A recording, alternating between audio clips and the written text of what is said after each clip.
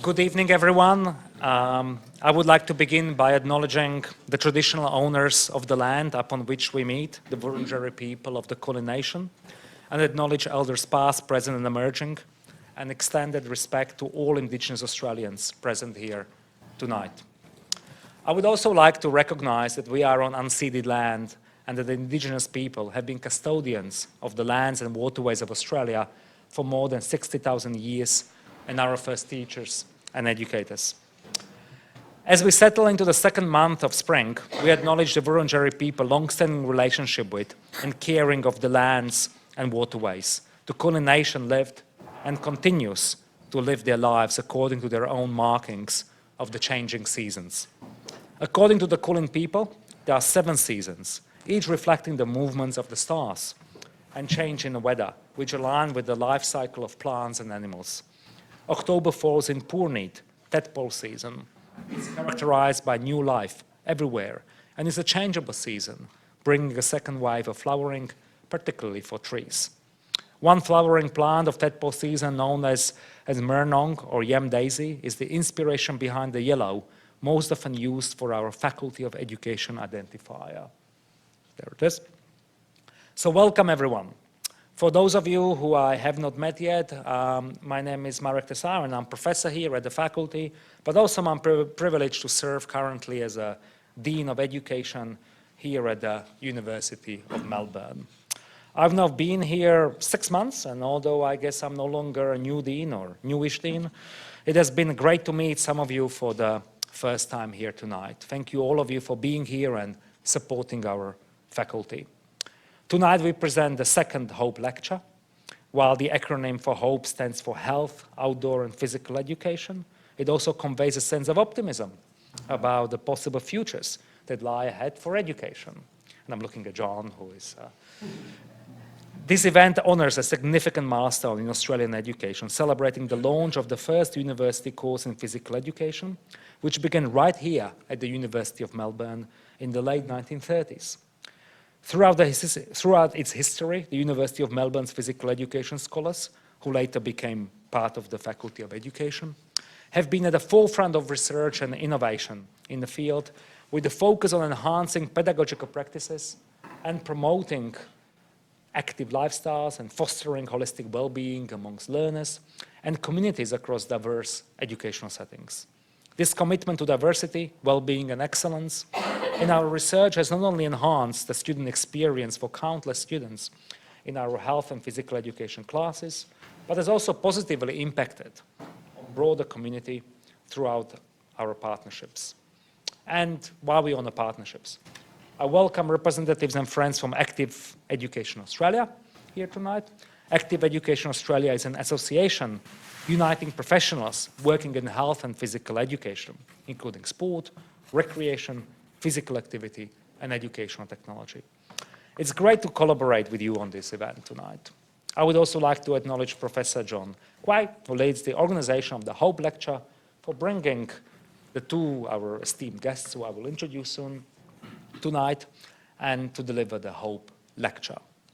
John has kindly agreed to deliver the vote of thanks, so we will hear from him tonight, to our guest speakers and facilitate the Q&A following tonight's presentation on my behalf, as unfortunately, I will apologize again, I will very shortly be delivering an address for an alumni celebration taking place in the same building, but I really look forward to watching the recording once it's become available. I would now like to introduce our guest speakers, Professor Amanda Mooney and Professor Chris Hickey. Professor Amanda Mooney is currently the Deputy Chair of the Teaching and Learning Committee at Deakin University and Associate Dean Teaching and Learning in the Faculty of Arts and Education, where she leads a comprehensive course portfolio across education, communications, creative arts, humanities, and social sciences. Amanda is also a member of the Research for Education Impact, Strategic Research and Innovation Center at Deakin University, and currently leading several projects focused on addressing issues of teacher workforce supply, including a focus on strategies to support the well-being and retention of early career teachers. Amanda's passion for teaching and learning was cultivated initially through her time spent in secondary boys' schools as a teacher of health and physical education. In 2001, Amanda was the first female head of Department of Sport, Health and Physical Education at St. Patrick's College, Ballarat, and across nearly a decade in boys' education held leadership roles in teaching and learning and head of senior school at St. Bernard's College in Essendon.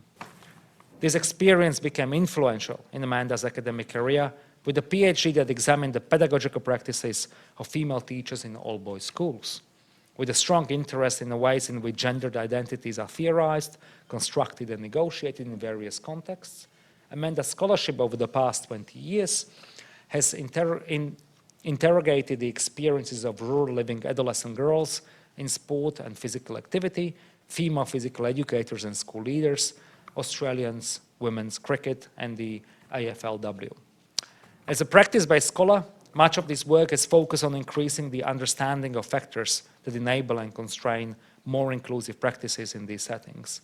Amanda's contribution to the health and physical education discipline has been recognized through her 2019 Australian Council for Health, Physical Education and Recreation National Fellow Award. Congratulations again. So thank you, Amanda, for agreeing to present today alongside Chris tonight. So Chris, Professor Chris Hickey, is currently Pro-Vice Chancellor, Academic Career Pathways at Deakin University. Last year, he was awarded the title of the Deakin Distinguished Professor for Significant Sustained Academic Excellence. Congratulations, Chris. Professor Hickey has held numerous leadership roles across his career at Deakin University. A select few of these include Chair of Academic Board, Associate Dean Research in the Faculty of Arts and Education, Member of Council, Chair of Research and Research Training Committee, and Academic Lead of the Excellence in Student Leadership Hallmark. Well done. Throughout his career, Chris has maintained a strong academic profile in educational scholarship around the ways in which gendered identities are theorized and research in the broad domains of sport and education. He is currently chair of Australian Cricket Player Professional Development Committee and is actively involved in projects with the AFL and Cricket Australia.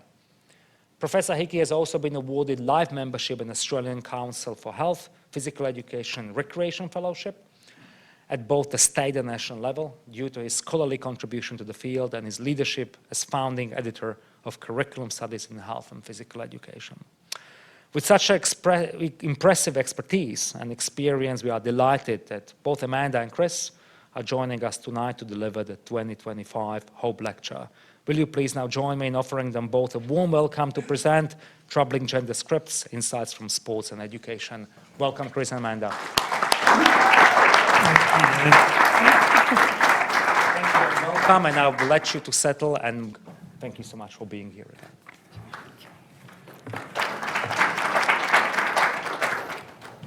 Just checking I'm on.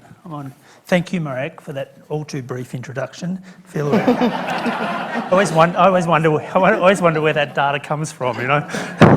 Gotta love the internet. We would like to begin by acknowledging the rich history of University of Melbourne in the field of health and physical education, and as it is celebrated here in this forum and its antecedents. We also acknowledge Russell Brown, the President of Australian Council of Health, Physical Education and Recreation, as you noted, as Amanda and I are both proudly fellows. And we acknowledge other representatives of national and state peak bodies as well. We want to begin by giving a shout out to our friends and colleagues in the audience tonight who have been pivotal in providing us with critical feedback and candour across the many years of our work. We also acknowledge and pay our respects to the Wurundjeri people of the Kulin Nations and acknowledge elders past, present and emerging. To say, Amanda and I are very honoured to give the Second Hope Lecture as part of the Dean's Lecture Series, and we hope that we can live up to the lofty standards set by our predecessor last year. Like him, we are going to follow a script to avoid our propensity to drift offline and over time. So while an ambitious and laudable aim, tonight we intend to draw together some insights and threads from a number of projects that we've collaborated on across the past 2 decades that have, at their core, sought to understand the various ways in which gender is performed, reinforced and at times disrupted across a range of school and sporting settings. Collectively, this body of work has examined how young people learn to do masculinity and femininity to secure belonging among their peers within the context of gendered institutional norms that shape and regulate bodies, identities, pedagogical practices, and notions of professionalism, amongst others. I first met Chris in 2004 while undertaking a master's degree at Deakin, an institution with a rich and influential history of critical education scholarship, as outlined in Tinning and Cerner's 2011 edited collection about the Deakin diaspora, and Richard's here tonight. At the time, gender was playing out as a significant social justice issue in this scholarship through the work of people like Jill Blackmore, Jane Kenway, Julie McLeod, who I also saw here earlier tonight, among others. I commenced my master's while I was a practising female physical education teacher in my second all-boys school. Across much of my time in boys' schools, the loudest scholarship, or as Weaver Hightower referred to it, the popular rhetoric, with roots in pop psychology and media-driven moral panic, called for more male role models and boy-friendly curriculum and pedagogy to address declining outcomes in boys' education. Against the backdrop of professional learning days that spruiked practices from what Martin Mills has called the backlash blockbusters, perpetuating claims that the current state of boys' education was a result of feminism having gone too far, I began to question my role and potential contribution as a young female teacher to boys' education, a curiosity that paved the way to subsequent PhD studies. So, across our work, we do not position gender as simply a reflection of biological sex, nor something inscribed on neutral or passive bodies. From the moment one is defined as male or female, a series of powerful social expectations, norms and behaviours are activated. These sex categories do not exist in isolation. They are deeply embedded within cultural logics that assign meanings to bodies. Being categorised as male or female ushers in a distinct historically sedimented gender scripts, frameworks for how one is expected to behave, relate to others, dress, speak, emote and even aspire. These scripts are not biologically determined. They are learned, performed and policed through institutions, practices and relationships. Crucially, settings like schools and sporting clubs are not neutral backgrounds. They are deeply infused with historical assumptions about gender. These spaces have long privileged particular forms of masculinity and femininity, often rewarding conformity while marginalising difference. From playground hierarchies and school uniforms to change room cultures and coaching styles, these environments continue to shape, reinforce and sometimes challenge traditional gender roles. While some individuals align comfortably with these expectations, others encounter friction or exclusion, revealing how unevenly these scripts are lived and legitimised. So the early PhD days reflected perhaps a not altogether unfamiliar focus on reading widely and being challenged theoretically to think differently about boys, about gender, about boys' schools, the role of sport and physical education in perpetuating privilege for some, whilst at the same time marginalising others, and about my own potential complicity, often unwittingly, in some of these practices. Early theorising drew heavily from the feminist and pro-feminist literature, but tensions around the positioning and agency of females in these patriarchal spaces from this perspective did not always line up with my own lived experiences and often enjoyment in teaching in these spaces. In problematising this with Chris one day, I recall him suggesting that I should consider reading some of the work of Foucault. And I do remember this conversation vividly, Chris, because I actually had to stop at the time and think, did he just swear at me? F who? Though we are both propelled by a social justice agenda where opportunity is not determined by gender, class, race or sexuality alone, our work, so guided by Foucault, has sought to understand meaning-making as a process governed by discourse and power relations and the ways dominant discourses produce norms and that constrain what is thinkable and knowable in the production of truths. Through this lens, Foucault gave us a research intentionality to look, to understand, rather than to make judgments. For us in Foucault's later work, a history of the present begins with curiosity, a focus on a diagnosis of the current situation, a problem expressed in the terms current today. where analysis begins from a question posed in the present. The aim is to reveal something important but hidden in our own contemporary experience. Its intent is to problematise the present by revealing the power relations upon which it depends and the contingent processes that have brought it into being, and to show that the historical conditions of existence upon which present-day practices depend. So while Foucault has been pivotal in helping us to make sense of why things are the way they are, he has also opened the possibilities for thinking about how things might be otherwise. Foucault's work offers a provocation to question what we take for granted and to resist the seduction of inevitability and to guard the sense of agency. In this way, genealogy becomes not only a critique of the past, but a hopeful gesture towards the future, an invitation to rethink what might be possible and to take part in that creation. Using knowledge as a source of power, we are propelled not simply by mapping the now, but by the pursuit of what next. In tracing genealogy of particular gender scripts, we look to expose their vulnerability to disruption. By understanding how our current realities have been made, we believe we are better positioned to imagine how they might be unmade or remade. We begin our first discussion of our first gender script in our work in all boys schools. While there is a rich, albeit checkered, history around all boys schooling, such schools continue to present as an attractive option to some. Whereas they often present themselves as being at the forefront of responding to particular educational needs of boys, they simultaneously fend off accusations that they are proverbial hotbeds for the reproduction of gender hegemony and at times toxic masculinities. While the propensity for this profiling is certainly justified when we see media reports of the sexist and derogatory chanting of Year 10 and 11 boys from St Kevin's on their way to an athletics carnival in 2019, our work sought to understand the ways senior members of 2 all-boys schools experience the strategic inclusion of females as members of the teaching staff and the school's leadership team. The case studies of 2 all-boys schools in Victoria focused on the specific way female physical education teachers made decisions about their pedagogical practice in this context.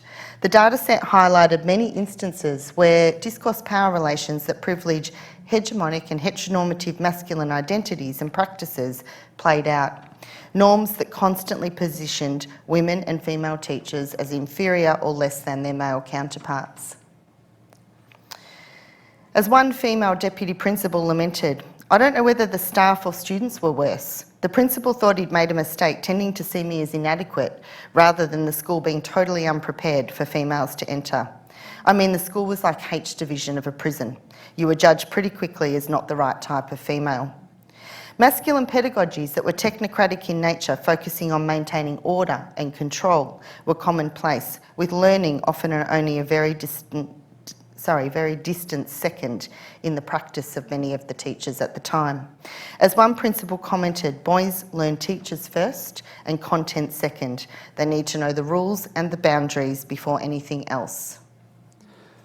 As a sidebar to our discussion here, it is important to recognise that particular pernicious masculine cultures can also exist in a range of school settings, not just all boys schools, but in mainstream co-educational schools.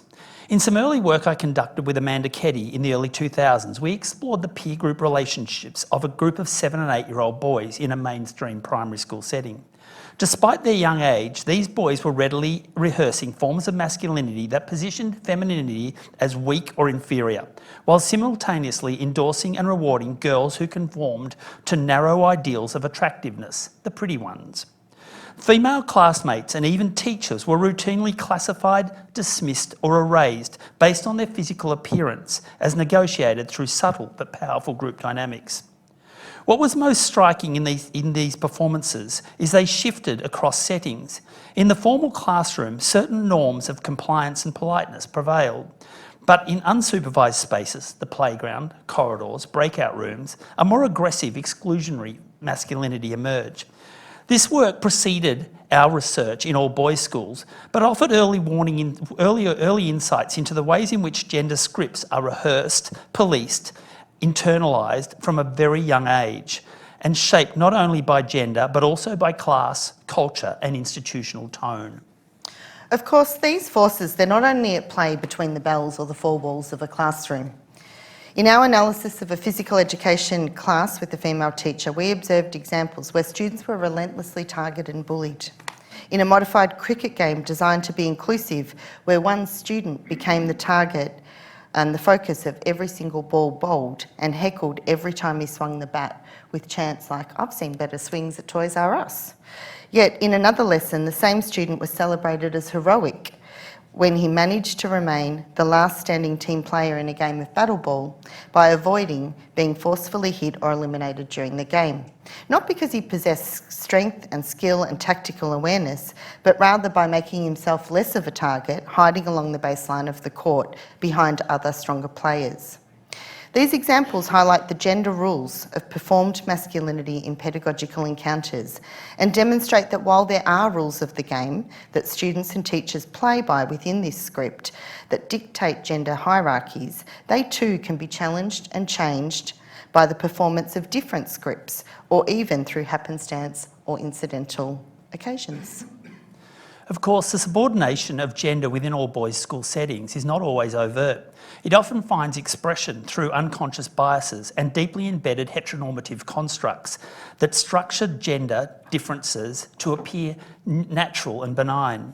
For example, the inclusion of female staff would often profile in roles that subtly reassert gender differences, often under the guise of inclusion.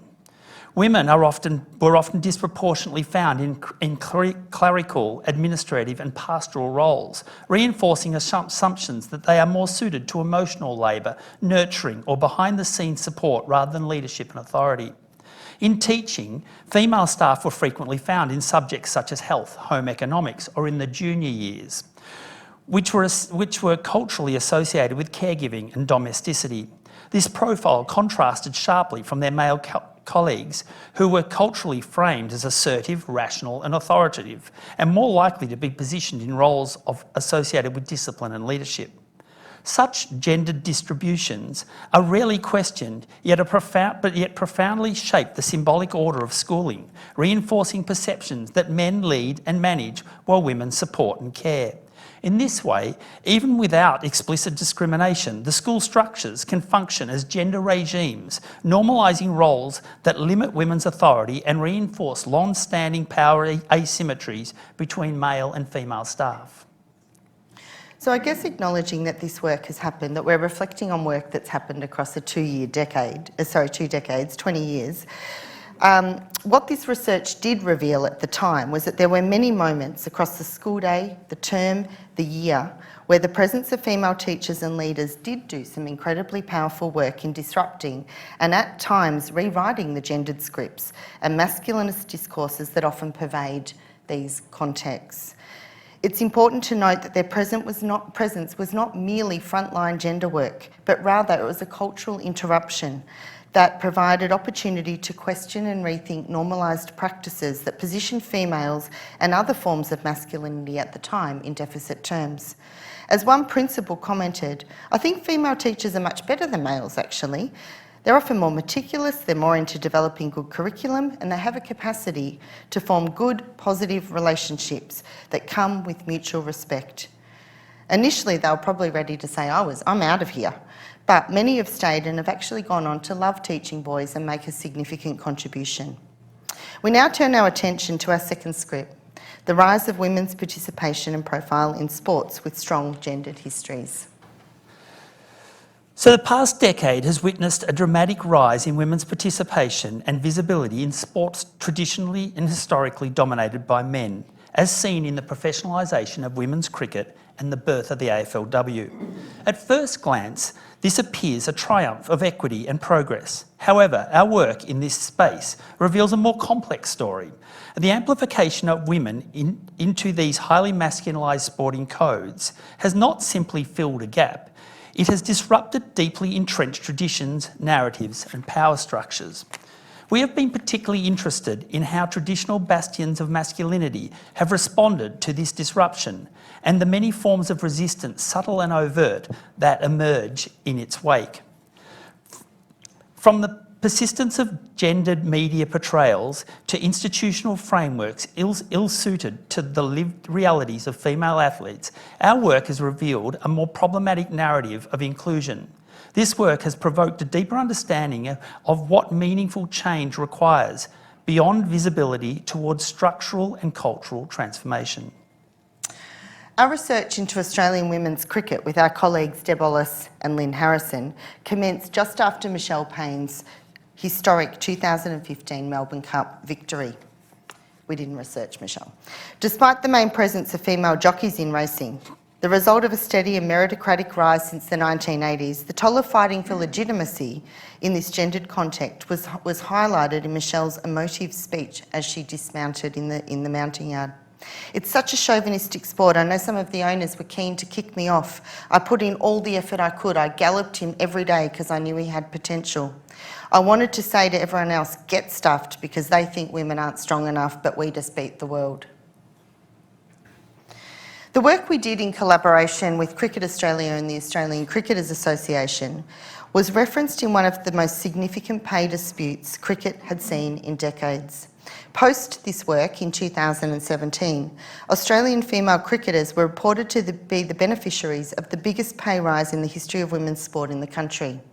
Following lengthy enterprise bargaining negotiations, a historic gender equity pay model was reached that saw female player payments surge and performance pools extended to both male and female players for the first time. Yet while to many this may appear a discursive marker of an organisation committed to future-proofing its game, with women and girls key to this strategy and its success, all that glitters was not gold.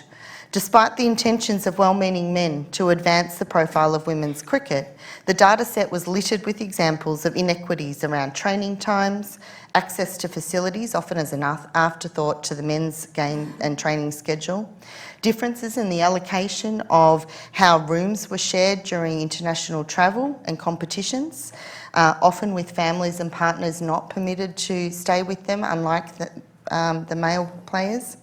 Challenges with sustaining relationships amidst heavy training and travel commitments, and the constant negotiations of the opportunity costs associated with study and career trajectories as they navigated the pressure of pursuing excellence as a semi-elite player. As one key stakeholder mentioned in relation to the different rates of travel payments that male and female players received, females received a $20 meal allowance and a male player was receiving $75, and yet I'm not sure that the cost of dal in India was any different for a male or a female player. Our research also revealed a strained relationship around media coverage of elite women's football and cricket. While on the surface both games were seemingly flourishing in the newfound media panoptic of increased visibility and recognition, we found that the increased attention brought with it a set of gender limitations. As we detailed in our narrative, Only Blondes Need Apply, the media gaze was far from neutral.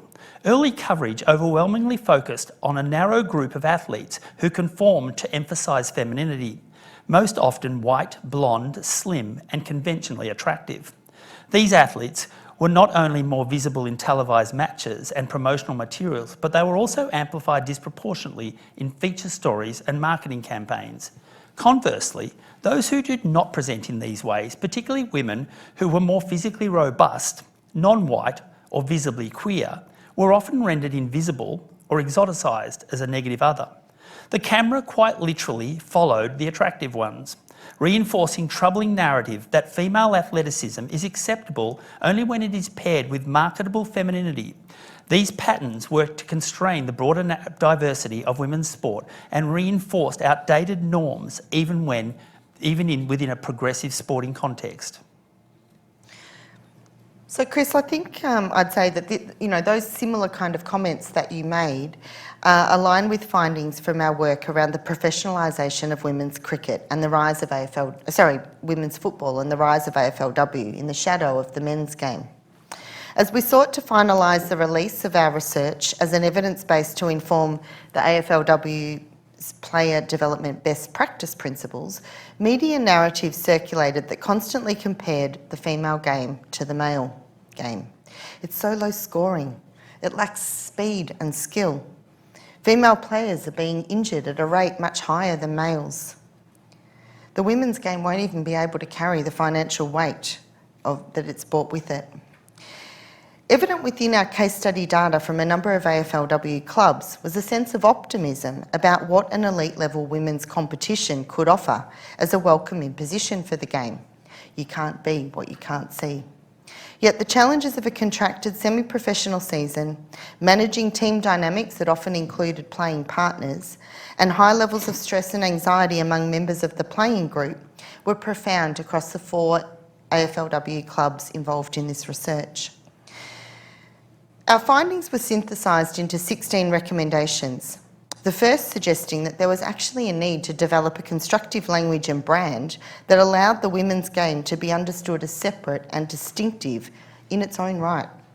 Further, that support mechanisms for the female players needed to be understood beyond a mapping of provisions against a male game as a starting point, and that there needed to be that there was a need to manage player expectations, that the AFLW was on a natural trajectory towards being a full-time professional competition overnight. So almost 10 years on from our initial research, it is clear that significant gains have been made in how elite women's participation in football and cricket is structured, supported and represented.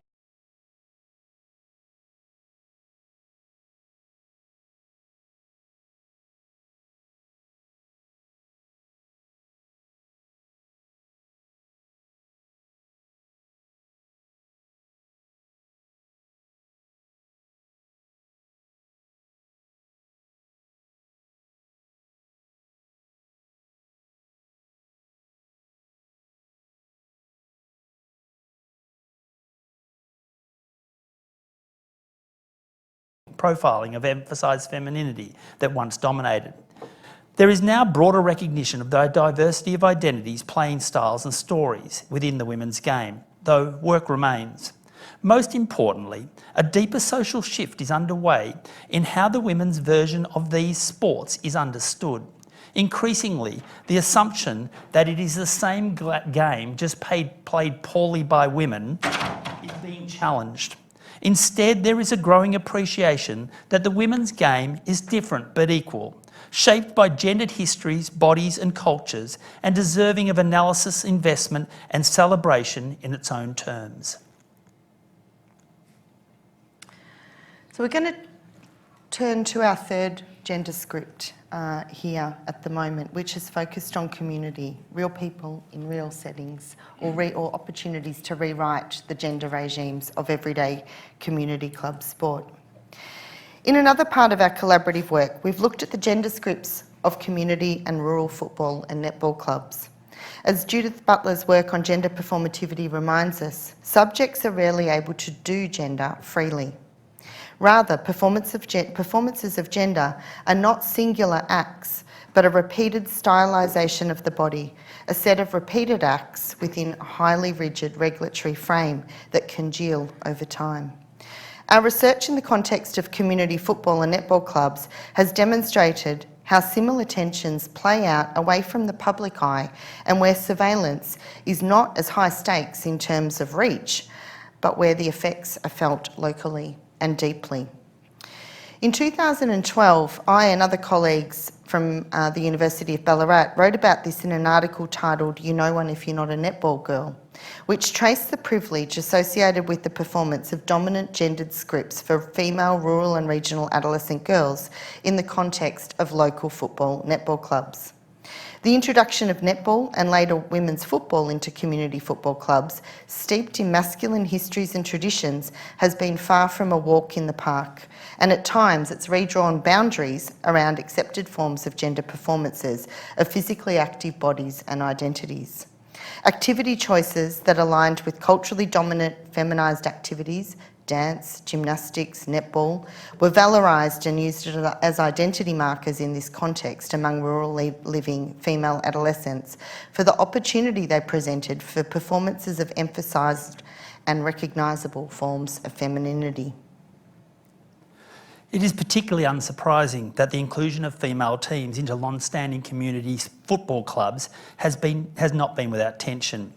While often framed as progressive and overdue, this shift disrupted entrenched traditions and identities within community clubland. Many clubs viewed the change as externally imposed and driven by governance bodies and administrators distant from the day-to-day realities of grassroots clubs. For some, it felt like the redefinition of their club culture without consultation, prompting resistance in a desire to protect long-held traditions. These clubs had long functioned as social sanctuaries for men, spaces where male identity, camaraderie and rituals could be expressed unapologetically.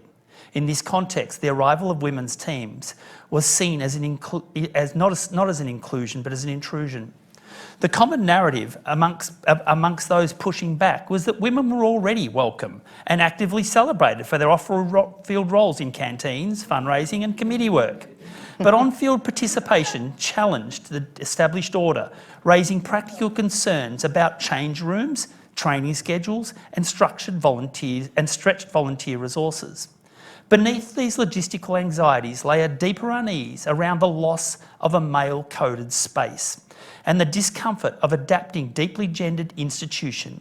The integration of women's teams wasn't simply a sporting issue, it was a cultural shift and one that tested the flexibility and values of community sport.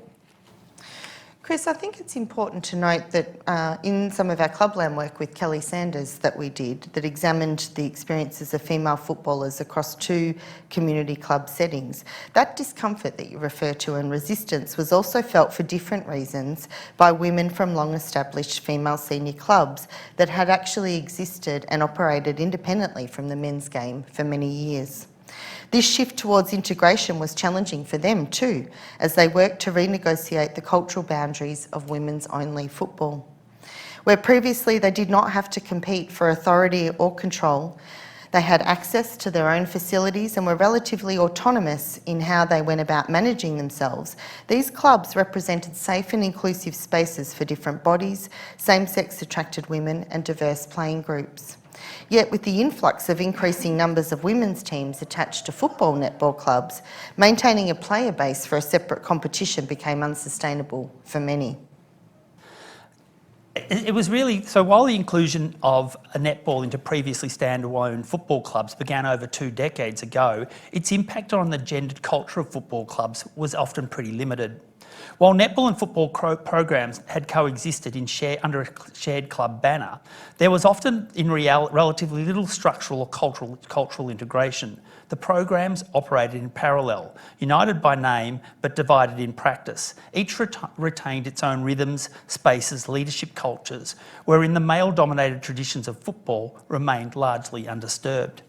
But as you say, it was the more recent introduction of female football teams, however, that brought a much more immediate and profound shift. Unlike netball, which was physically and socially positioned on the periphery of football clubs, female football had to be integrated into the core program, training on the same ovals, using the same facilities, drawing on the shared volunteer resources, and imposing directly with male-dominated committees and spaces. Their presence challenged established routines, language and leadership assumptions, creating a ripple effect across the entire club. Importantly, female footballers also seemed to serve as a bridge between football and netball, connecting communities that had long been adjunct but aligned.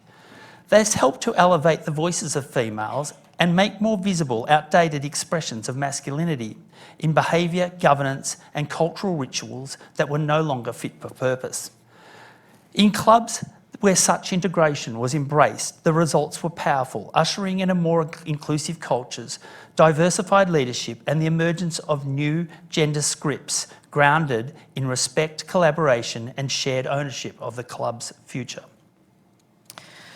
So across this discussion, what we've sought to illustrate is the power of community clubs as harbingers of refined social values and gender narratives, and to highlight the role that clubs can play in the promotion of more inclusive and respective gendered relationships. In troubling the gendered scripts of community football and netball clubs, we are reminded that against increasing public profiling of AFLW now in its 10th season, and more recently the Matildas World Cup campaign where they came fourth, that females now comprise almost 1/3 of all football players in Australia, and the AFL has been one of the only sports nationally to yield year-on-year participation increases, growing annually by 4%, largely on the basis of increased female participation in community clubs. And so while we move towards conclusion, there is no conclusion to troubling gender scripts. Suffice to say that while we have seen some evidence of progress, the gender dragon is far from slayed. In fact, gender has become a highly visible fault line in today's volatile geopolitical landscape. Across the West, we are witnessing a wave of backlash where gender, class and race are not only re-emerging as barriers to equality, but they are being deliberately reasserted in policy, media and public discourse. This became strikingly real for us at the recent attendance at a conference in southern Florida. The final keynote, delivered by two leading female scholars in gender and education, took place in a locked auditorium with strictly controlled access. The atmosphere was tense, anxiety palpable. The vulnerability of the two presenters was undeniable, expressed through their tears and embraces of support. What followed was a very guarded account of the mounting risks of doing social justice work or pushing back on the culture of the current administration from within contemporary US schools and universities. And this isn't just an American story. This same pattern of pushback, resistance, and the reassertion of old gender hierarchies is finding expression here too. In this context, the work of troubling gender scripts becomes more urgent than ever, not as a theoretical exercise, but as a lived defence for inclusion, equity and truth-telling.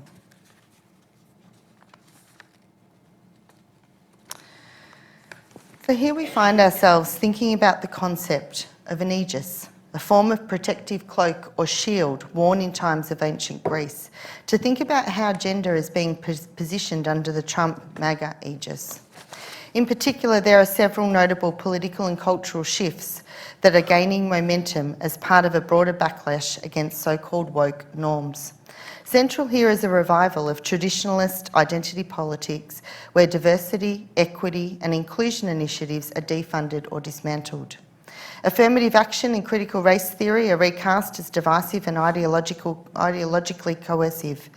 These currents also carry profound implications for gender politics.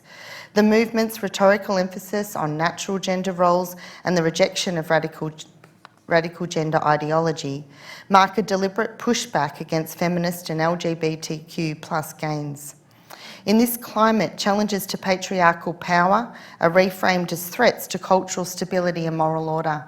Institutional control over narratives is being reasserted, especially in education, where curricula are being refocused on patriotic virtue and traditional family values. Meanwhile, cultural alignment is being weaponised, where the military, sporting and civic arenas are remasculised through appeals to toughness, discipline and loyalty, signalling a broader effort to reclaim authoring over gender, morality and the nation's symbolic core. The contemporary manosphere is a fast-growing online movement that promotes anti-feminist, anti-women and anti-woke ideologies, positioning modern gender equality as a threat to male identity.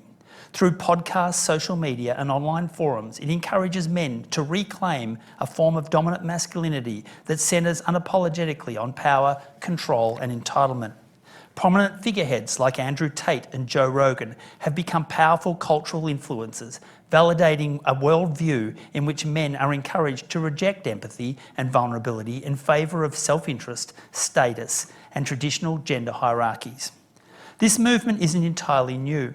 It builds on earlier formations like the mythopoetic men's movement in the 80s and 90s, which also framed men as victims, but with a much softer tone. Back then, the response was self-help circles, drumming retreats and mentoring programs aimed at emotional reconnection.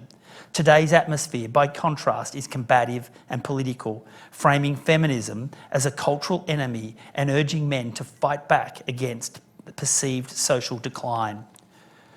What connects both is a shared sense of male grievance, but the stakes have escalated. The manosphere doesn't want healing, it wants reassertion of male authority and is reshaping how many young men think about gender, power, identity in real time. But against the backdrop of these challenges, we're reminded of the hope and promise of education in the pursuit of more socially just and equitable gender relations. From a Foucauldian history of the present perspective, we find ourselves asking more questions to ourselves, to our colleagues, to educators, parents, politicians, and our young people. With the online world leaching into the day-to-day lives of young people and indeed ourselves, and the growing capacities of artificial intelligence, the satire represented in the cartoon reminds us that scripts will continue to be written and rewritten, albeit against changing conditions and rules. Across 2 decades of collaboration, it's a long time, Chris, we've sought to render visible the ways in which schooling and public spheres of sport, locally and beyond, can be productive in building and promoting respectful relationships. And so really all that's left for us now is to thank you for your attendance here tonight and thank you for your commitment to actively participating in these important dialogues. The discussion of gender scripts, those powerful, often invisible narratives that shape how we perform and perceive masculinity and femininity, remain as vital as ever. By examining where these scripts come from and how they are reinforced and disrupted across our schools, universities and communities, we look to open doors to new possibilities for equity and belonging. And so, our collaborative work has sought to move beyond being troubled as an adjective and focus more on the verb or action to make an effort to do something. As Maya Angelou, renowned poet and African-American female activist, has argued in the context of the Hope Lecture, you shouldn't go through life with the catcher's mitt on both hands. You need to be able to throw something back sometimes. And our HPE community has many talented colleagues with this capability. Our sincere thanks for your attendance tonight.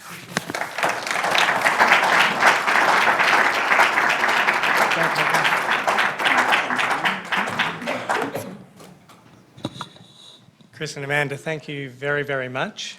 We often see joint authorship of publications, but I think you now have shown us how that joint authorship can live on a stage, and the collaboration, the research collaboration that you've shared for many, many years, is clear there, and we've all been the benefit of it this evening.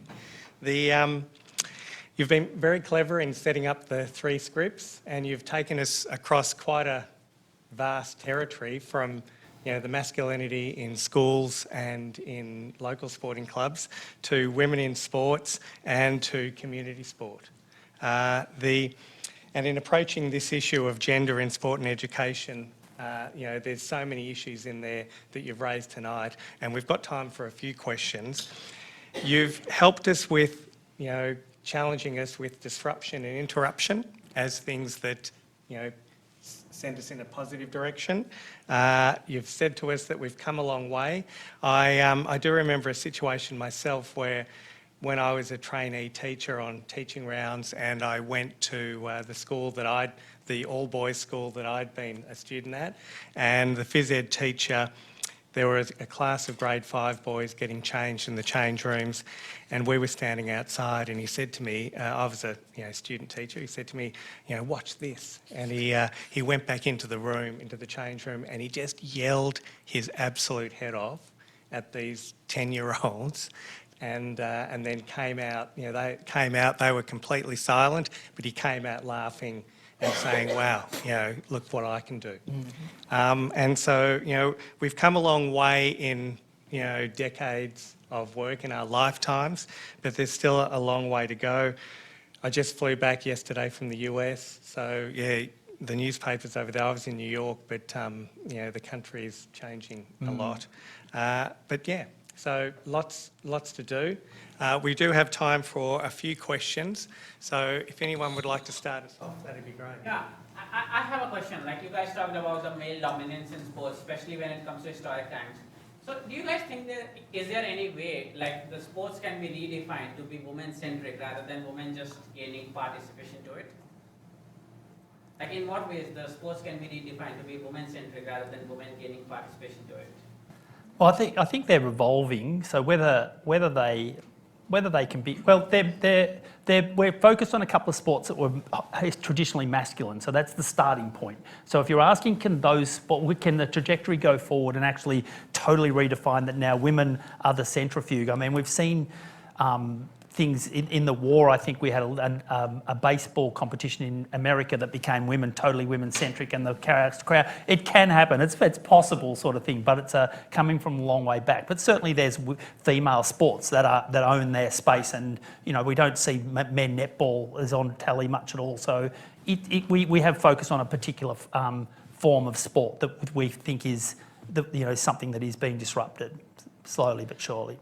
And I think, Chris, one of the interesting things in even the AFLW player development principles, best practice principles that we saw developed, is very much thinking about what are the specific needs of these women within that gendered kind of context. So you've had a sport that has had a long history in Australia in AFL.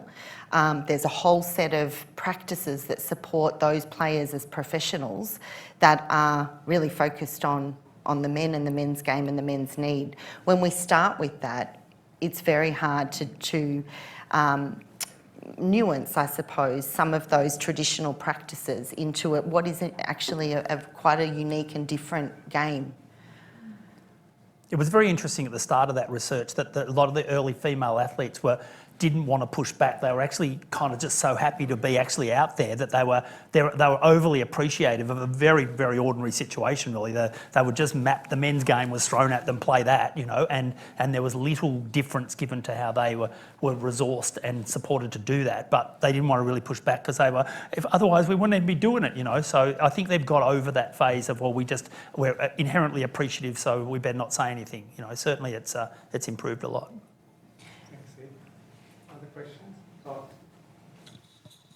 Thank you. Some people would argue that gendered script have been with us throughout our human evolutionary history. The real problem is lack of respect for another human being. They say that gendered script and respect can go together. What would your response, please? Thank you. Well, my response would be you're exactly right, that gendered regimes have existed historically for a hell of a long time, and we're probably in better spaces in some cases now than we probably were, with lots of work still to be done. But yeah, I think if it was all underpinned by respect for each other, regardless of gender, regardless of class, regardless of race, that would be a great start point for achieving a more equitable and inclusive context. I think the other thing too is that, we often refer to our work through that lens of Foucault's kind of history of the present, starting with the now and asking questions about what has led to the current situation and how we're understanding it now.